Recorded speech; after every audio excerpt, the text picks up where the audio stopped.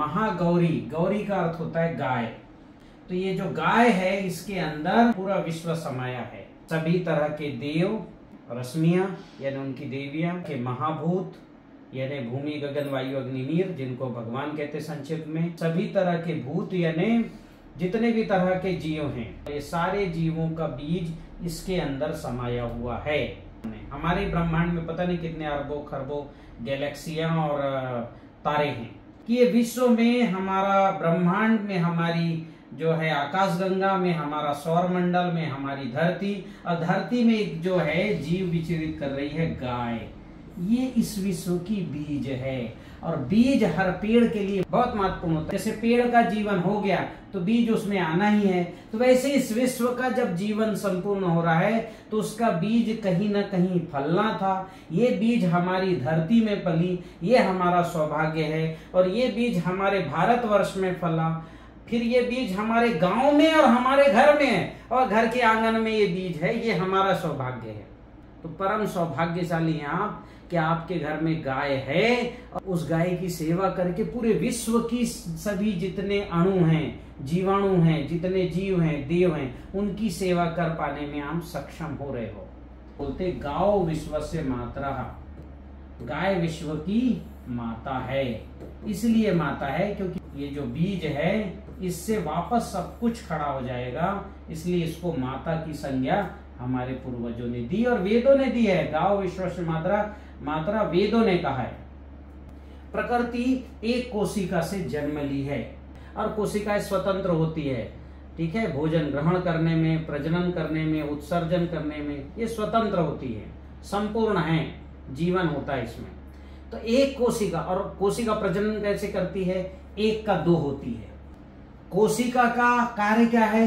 Double होना, एक का दो होना। और दो की डबल हुई तो चार, चार की डबल हुई तो आठ, आठ की डबल हो गई तो 16।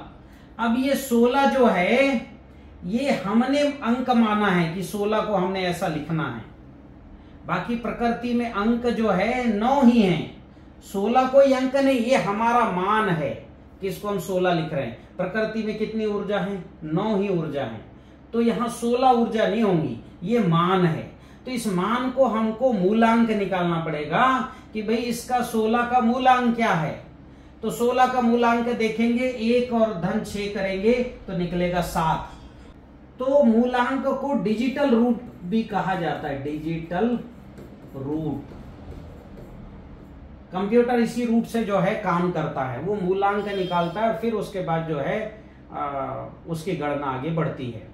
16 से 32 हो गई, संख्या बढ़ गई, तो 32 का मूलांक 3 धन 2 बराबर 5, तो 5वीं ऊर्जा आ गई। फिर 32 का 64 हुआ, 64 का मूलांक क्या हुआ? 6 और 4 10, और 128 को हम जोड़ेंगे, 1 धन 2 धन 8 बराबर 11, और 11 1 धन 1 करेंगे तो 2 आया। तो कौन जो है, अभी देखिए इसमें कौन सा मूलांक आ रहा है? 1 2 4 8 7 5 1 2। इसको आगे बढ़ाते भी जाओगे तो संख्या यही निकलेगी, 1 2 4 8 7 5 1 2। कितने ही बढ़ा लो इसको, करोड़ों अरबों खरबों जहां तक ले जाना ले जाओ, पूरी ब्रह्मांड तक फैला दो। देखिए शैलपुत्री, इसने शुरू किया, यहां इसने अणु बनाया, फिर ब्रह्मचारिणी 2, फिर उसके बाद ब्रह्मचारिणी के बाद 4 कूष्मांडा ब्रह्मांड बना, फिर कूष्मांडा से ये जो है बीज 8, फिर 8 से ये 7, और 7 से फिर क्या आया? ये 5, और 5 से फिर आ गया 1, ये वापस, और 1 से फिर क्या आ गया? ये 2।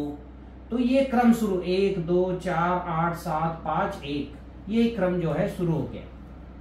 तो इस तरह से कोशिका विभाजन में यही अंक आएंगे, यही ऊर्जा आएंगी। प्रकृति ये 6 ही ऊर्जा बनाती है, बाकी कोई ऊर्जा इसमें शामिल नहीं है। अभी इससे जो है जीवन रचना हुई। प्रकृति में जब ये कोशिका टूटेगा तो कोशिका में क्या है भाई? अणु है, कुछ मृत हैं, कुछ सजीव हैं, कुछ निर्जीव हैं, कुछ सजीव हैं। तो निर्जीव इसको हमने तोड़ा, 1 को तोड़ेंगे तो क्या आएगा? आधा हो जाएगा, 0.5। चूंकि एक ही अंक है 5 निकलेगा। फिर इसको हम तोड़े, आधा को और आधा किया तो क्या आया? 0.25। और इसका अंक, इसका मूलांक क्या निकला? 2 और 5 7 निकला। 1 5 और 7।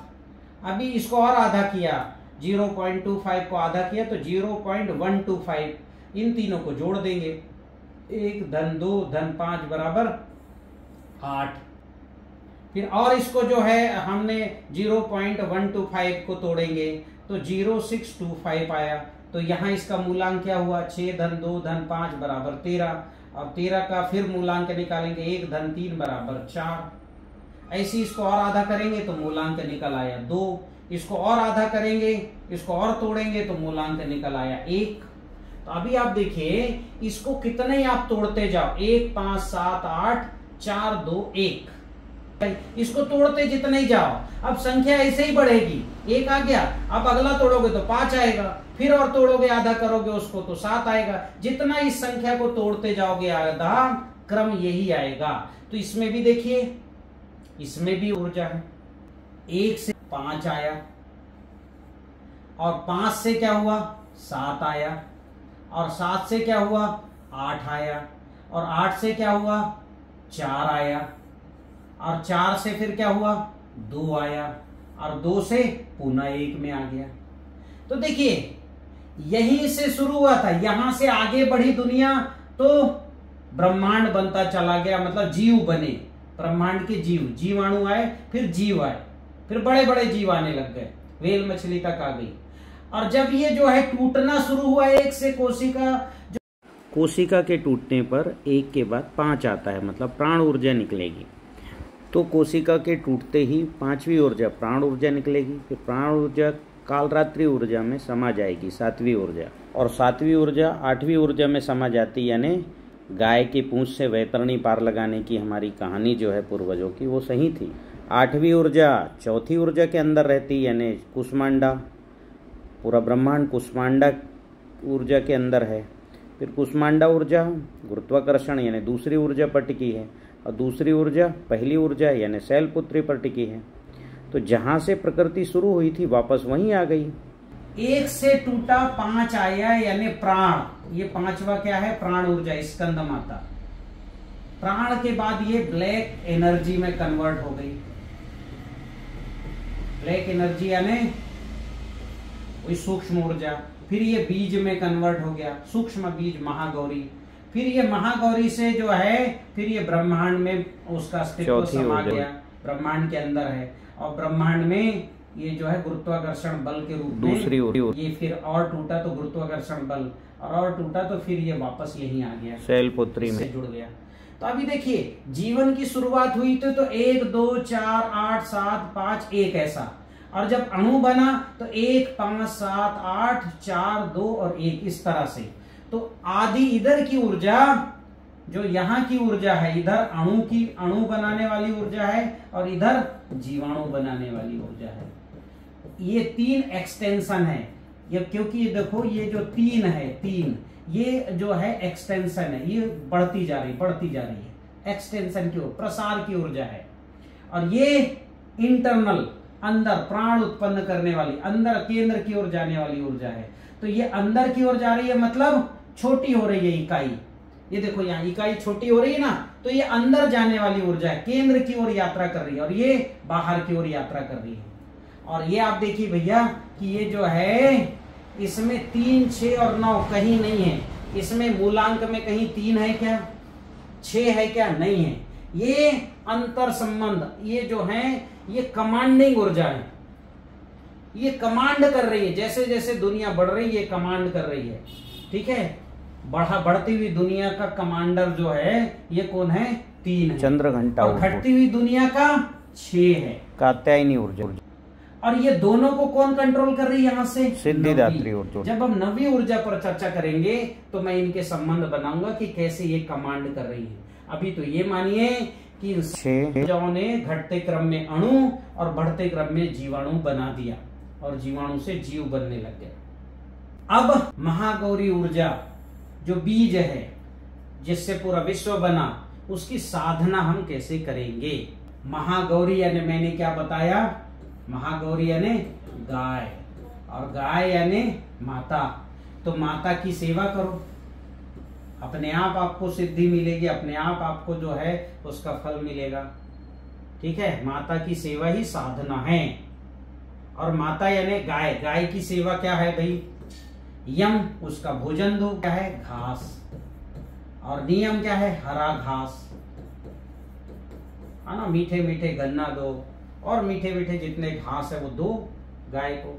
सिमण घास, है ना, हाथी घास, गन्ने वाला घास, अच्छे घास दो, तो माता क्यों नहीं प्रसन्न। फिर आहार, उसको वायु, वो जहाँ रहती है वहां गंध चिकित्सा करो, अच्छे अच्छे सुगंध वाले द्रव्य दो, सुगंधिम पुष्टि वर्धनम। आप देखना उसकी दूध की क्वालिटी, उसके गाय के स्वास्थ्य में कितना अंतर आ जाएगा। हमारे नीतीश भाई और लेखराम भाई गंध चिकित्सा करते रहते हैं, उनके गायों में वो क्वालिटी है। उनका घी खा के देखिए आप। मैं पूरा देश भर मैंने घूमा। जो लेखराम जी के जो खेत है कोटपुतली में, वहां जो गाय बहुत सामान्य है, बहुत सामान्य गाय, लेकिन उनकी जो दूध की क्वालिटी अद्भुत है। वहां का जो भी भोजन किया है उसको भोजन हमेशा याद रहेगा, क्योंकि वहां गाय को वो यम नियम आहार विहार से रखते हैं, प्रत्याहार से। इसलिए गाय प्रसन्न है, इसलिए उनकी खेती अच्छी है ना। 300 से 500 एकड़ खेती कर ली, जहां भी हाथ लगाते हैं, क्योंकि उनकी गाय जो माता है वो प्रसन्न है। वहां से शुरू है। वो ऐसा गोबर देती है जिसमें वो जीवाणु जो खेती को बढ़ाते हैं, वो ऐसा गौमूत्र देती है जो जिसमें खेती में जो न्यूट्रिशन चाहिए वो मिल जाता है। वैसा दूध देती है, वैसी दही रहता है, वैसा घी रहता है जिसके हवन करने से सारे अणु की उत्पत्ति होती है। क्योंकि उसके गाय के घी के हवन करने में वो जो है रूप रंग गंध स्वर स्पर्श और सभी तरह के देवकण, ये इनको भोजन मिलता है, इनको ऊर्जा मिलती है। तो वहां का विहार, गायों को वो खुला रखते अधिकतम, आप देखिए वहां जाकर के, है ना। उनका विहार अच्छा, और प्रत्याहार, उनके हर अंगों को भोजन मिल रहा है, प्रसन्न है। तो गाय की सेवा यही आपकी साधना है। महागौरी की साधना, गाय की सेवा करेंगे तो इस ऊर्जा की साधना हो गई। दूसरी क्या है? दूसरी है उनके बच्चों का पोषण। अब बच्चे मतलब गाय के बच्चे तो गाय ही है, इनके बच्चे कौन है? ये जो है गाय जब माता कहा गया है तो उनके बच्चे सूक्ष्म कण, जिनको हम देव कहते, ब्रह्मा विष्णु महेश गणेश और इंद्र, इनको पोषण देने की बात कर रहा हूं मैं। ये सूक्ष्म दुनिया की बात हो रही है। तो गाय के बच्चे हम भी हैं, सब कुछ है इस प्रकृति में, लेकिन शुरुआत यहां से है, ये शुरुआत है। तो इनको भोजन किससे मिलेगा? घी के हवन से। इसलिए भारत में पहले राजा महाराजा निरंतर घी करवाते रहते थे, गुरुकुल थे उनको देते थे वो घी, वहां निरंतर आहुति करते रहते थे।